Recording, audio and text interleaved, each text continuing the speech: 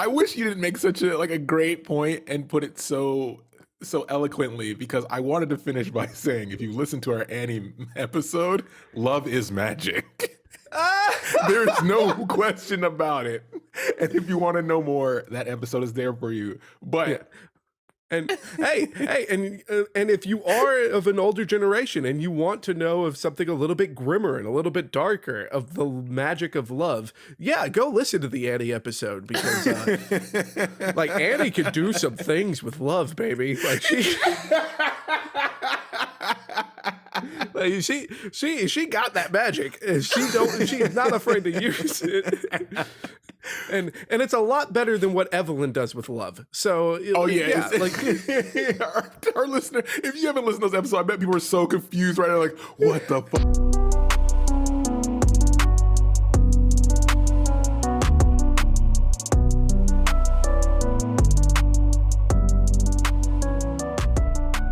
Welcome to Casuals of Runeterra, episode 98. I'm your host, Ryan, here with your other host, Hedge.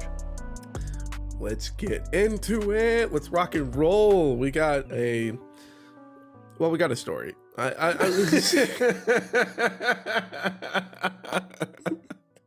For people returning from our previous episode about Gwen, we obviously had the disclaimer out top. Not the most exciting stuff we've done up to this point, but it's episode 98 of like actual hundreds of episodes. You can give us one here and there, right? We're going to give you every story. Some of them aren't going to be bangers. Yeah. Hey, but the character is awesome. So, you know what? Yeah, we love Gwen. Yeah, we love Gwen. And we love housekeeping. And where is housekeeping? Usually at top. So you can listen to us everywhere. You can send us an email at podcastcore@gmail.com. Visit us at podcastcore.com for all of our info. And then follow us on the platform you prefer, or all the platforms, specifically YouTube. Toss us a subscribe there, even if you don't watch there, because it helps us kind of spread the word, like a play, like a blight, like a harrowing, if you would, or a black mist. Pick your a Runation 4.0. I think we're at 5.0 now. Oh, we might be. Who has the Ruination calendar? Oh my God, we need a Ruination counter. 100%. But tell a friend, word of mouth, to learn why love is magic by listening to the Casuals of Runeterra podcast. Love is magic. Love is win. Love is love. Let love win. Let love win. Oh, sorry, I got sidetracked. Where are we? Are we recording? So we're talking about the story, The Stranger Who Sows. We already know who the stranger is. That's a weird title. It's Gwen. But we start this story off with Gwen standing in some woods preparing to battle the Black Mist. And she has been tracking the Black Mist around. We talked about her finding her resolve on her mission at the end of her bio, and this is it. She's tracking the Black Mist and essentially fighting mist wraiths as they attack people who can't defend themselves. And she tracked it all the way from the Isles to the small farming town.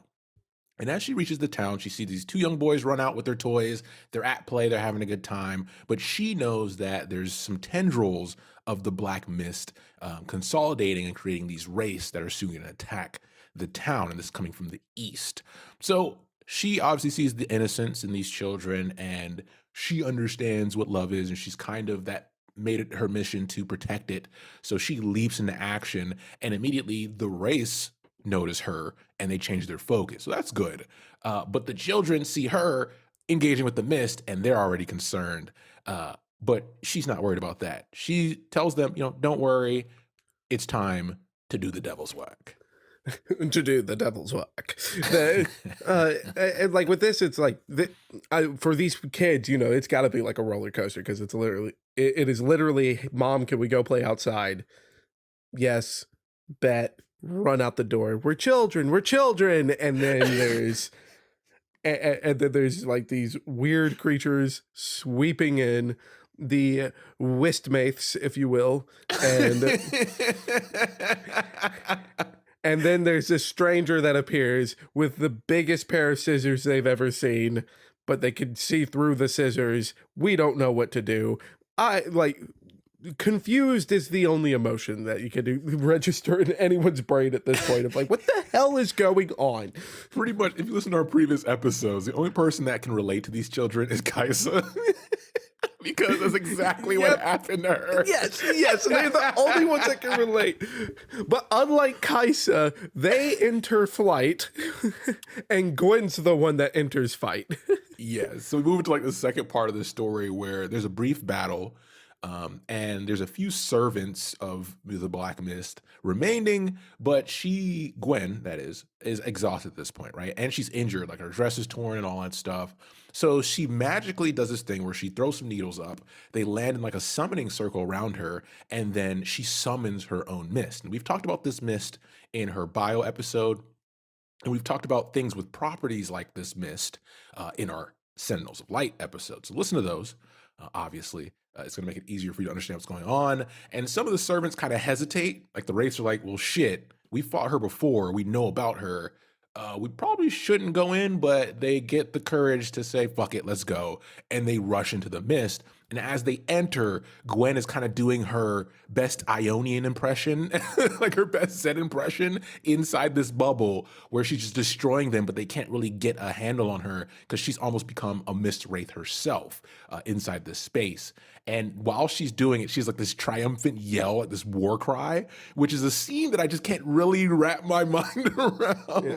Well, and even before the war cry, like it's mentioned that she's kind of laughing with every wraith that she cuts down, but it's a childlike laughter, so it's almost more like like I guess more like Draven or maybe Tryndamere, where it's Okay, like yeah. like she's enjoying like the combat, but we know from reading her bio that that she's enjoying more the sensation of life. Like for her, Yeah. this is like she's just thankful that she can do this, Yeah. which like is a very heartwarming message off of a really weird story that's trying to be dark. Like Gwen's story is just like it is a The roller tone is all coaster of over the place. emotions. Yeah, Yeah. like it's up and down, up and down. But the lesson here is that if Gwen goes into sewing no jitsu, you just back away. Just get away. I do not compete with sewing no jitsu. It was a scene I definitely wasn't expecting. So after she destroys the final wraith, the protective mist falls and she heads over to the boys. So this whole time, these boys have been hiding behind like a tree trunk. One of them is too scared to watch. The other one is super intrigued on what's going on. And, after she's done, she heads over to them. They kind of, like, oh my God, you're so cool. Like, oh, geez, Batman. Like that kind of stuff, right? But suddenly this woman shows up and this woman is crying and she's rushing towards the boys, and Gwen immediately kind of intervenes a bit. And she's like, who are you? And the woman introduces herself as, I'm their mother. And she immediately thanks Gwen for protecting them. And she's so happy that they're safe, and she's hugging them and they're crying and she's crying. And then Gwen notices that, what this woman is wearing, she's wearing like an apron and she has sewing materials on her and her fingers have been worked. Like she has like chipped nails and stuff like that. She's like, oh shit, this woman is a seamstress. And this kind of launches us into some flashbacks. It pulls at Gwen's heartstrings. Just rolled his eyes and they fell out. Like the story already makes my eyes roll. I don't need you to compound upon it. How dare you?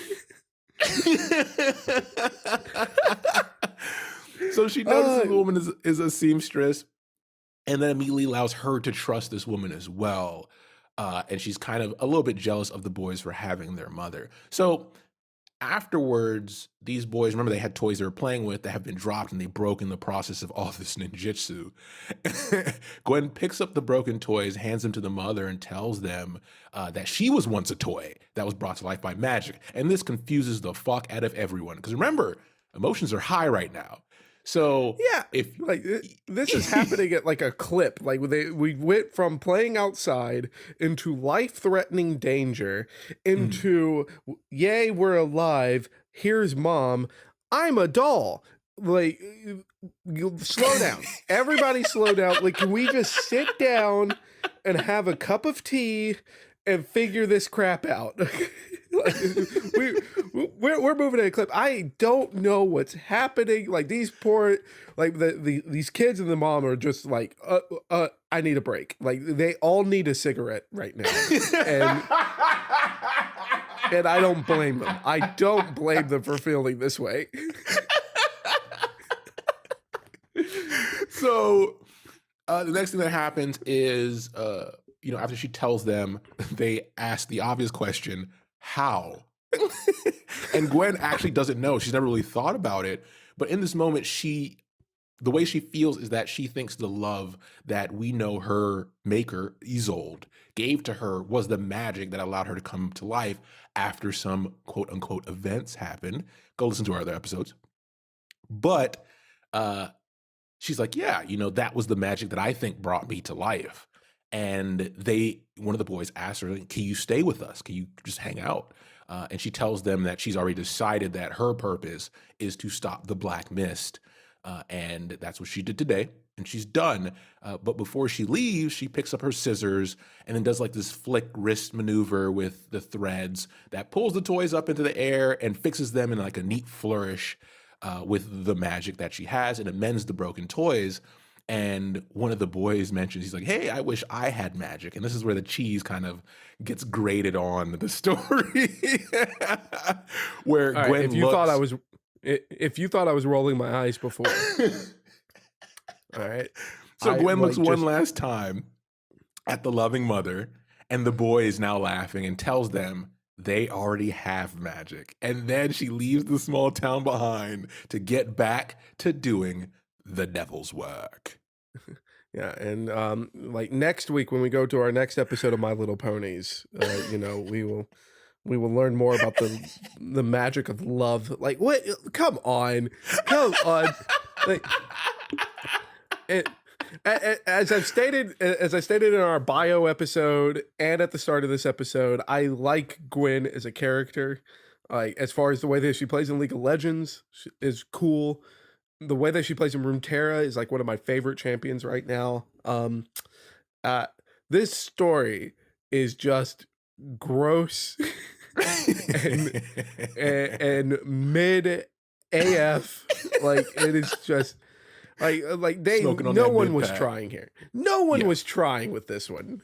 And for us, I mean, our job here is to kind of give you the underpinning. So what we've mentioned in the previous episode is that, and Hetch kind of touched on it as well in a great way, is that the concept that stands out the most, the thing that matters the most about Gwen's story, she's a likable character, but it's her reverence for life, right? And what it's showing you is that in this dark, and yes, it could have been written better, but in such a dark situation, as much as we've talked about the Ruination and all the parts of it and the aspects of it, the loss of loved ones, like her creator, the fact that the thing that has destroyed everything good is played some part in her having life, and her having to essentially play a role that could result in her losing that life if she gets rid of the bad thing.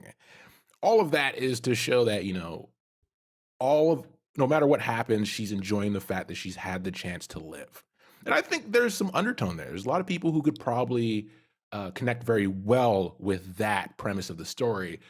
The only problem is that, like, you have to do as much reading and as much digging as we've done, and that's not something a casual fan would do. Because I think if more people who like Gwen on the surface as a casual player of the game, which is fine, her design is really cool, but if they knew her story, I think a lot of people would connect with it and probably feel a little bit better about the day-to-day shenanigans of life.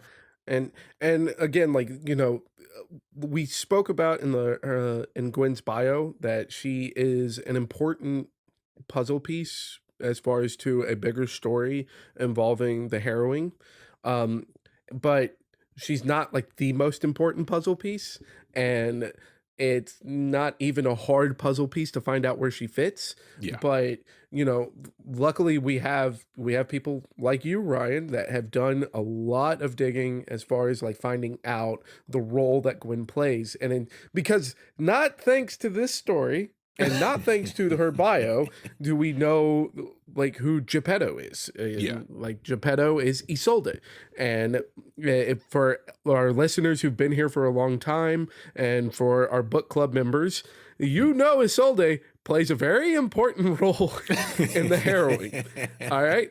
So like that does actually open up doors to like why we have Gwen's connection to the Hallowed Mist and why Gwen is important to this story and why we need to know where her journey leads her as far as tracking down Viego Yeah. and what role she's going to play later on in the present day of Valoran, because the only role that she played during the harrowing was a doll getting blown off of the island with everything else. But I like, let's focus.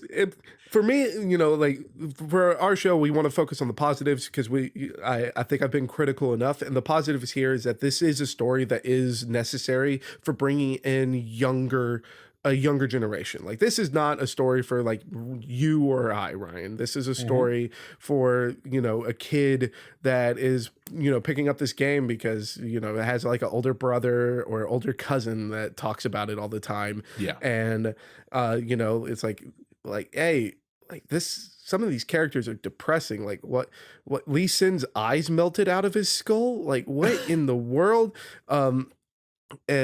And wait a second, like Annie's family is all dead? Like, oh my goodness. Oh, here we go. Here's a character that, you know, that has joy in life. Here's a character that is making the best of her situation, and a character that believes in the magic of love and that magic can take over everything.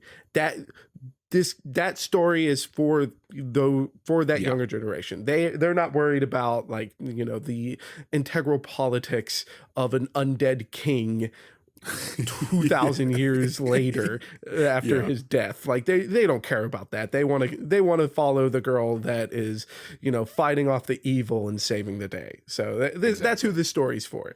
And in that vein, it serves its job. It just doesn't serve it well. And I will remain that critical on that point. I wish you didn't make such a great point and put it so eloquently, because I wanted to finish by saying, if you listen to our Annie episode, love is magic. There's no question about it. And if you want to know more, that episode is there for you. But yeah. And and if you are of an older generation and you want to know of something a little bit grimmer and a little bit darker of the magic of love, yeah, go listen to the Annie episode, because like Annie could do some things with love, baby. Like she got that magic. She's not afraid to use it. And it's a lot better than what Evelyn does with love. So like our listener, if you haven't listened to those episodes, I bet people are so confused right now, like, what the fuck? But that's how you build a hype, baby, and that's how you build the hype. And we've got to build the hype, because that's it for this story. Like this one is a short one, but you know it does. It's good that it's short, because it really kind of feels that, like, that sensation of that this is happening really quick. You know, it gives you that feeling of just running outside and everything going bad so quickly, and then that moment of like, what just happened? Like this story kind of really sums up that feeling, and that is a good thing that the story does. Yeah, it does. It reminds me, you know, once again referencing other episodes, like our Lucian content, as well as the Lucian content, not just his solo episode we did, but also his story and some of his stuff in Sentinels of Light, because Lucian is also on an adventure, remember, to find his love, and he has some of these same interactions as Gwen. And that's one thing we try to point out during the Runation, that it's such a massive event and it's so important to the history of Runeterra, and there's so many players in it, that everyone has their own little piece of the pie, and although hers is smaller, as we keep reiterating, it is important because it nails home that concept of all these small kind of campaigns that lead to the ultimate result. Yeah. And not only to the history, but like with characters like Gwen and Lucian, it's integral to the present. Like this history has been building up to this point, and it just so happens that Gwen is the freshest face in it. And being the freshest face, there's not a lot to go off of. That's not her fault. She's just happy to be there. I'm just happy I got invited. Yeah. Thanks for having me, you guys. This was a blast. As she like takes her scissors and just slices some spirits in half. I'm having the time of my life. So with that, we've appreciated you guys hanging around for some Gwen content regardless. But as always, we appreciate it. Thanks for listening, and we'll be back soon with the next episode. Yeah, take care, everybody.